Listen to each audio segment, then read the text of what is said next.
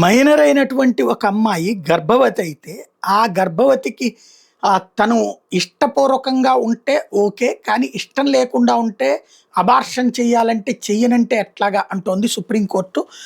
అవాంఛిత గర్భం ద్వారా బిడ్డను కనాలని మహిళను, ముఖ్యంగా మైనర్ అయిన యువతని బలవంతం చేయడం తగదని సుప్రీంకోర్టు చెప్పింది.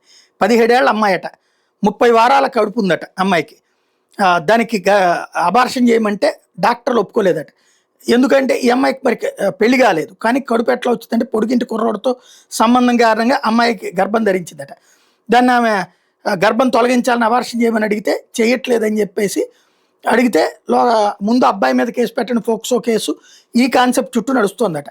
అయితే దీని మీద justice BV Nagarathna, justice Ujjal Bhuyan ధర్మాసనం దృష్టికి వస్తే ఆదేశాలు జారీ చేసింది. వైద్యపరమైన అన్ని జాగ్రత్తలు తీసుకుంటూ ఆ బాలికకి అబార్షన్ చేయమని ఆదేశించింది. ముంబైలోని జేజే ఆసుపత్రిని. దురదృష్టకరమైన పరిస్థితుల్లో గర్భం ధరించిన యువతకి బిడ్డకి జన్మనివ్వాలా వద్దని నిర్ణయించుకునే హక్కు ఉందని చెప్పింది.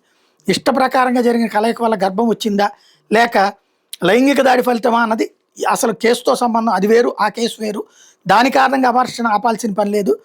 30 వారాల పెండాన్ని ఎందుకు తొలగించుకోకూడదు అంటూ ధర్మాసనం ప్రశ్నించింది.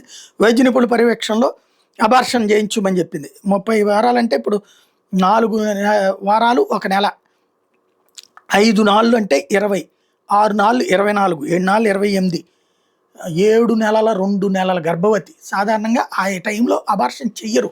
మరి ఏం జరుగుద్దో చూడాలి.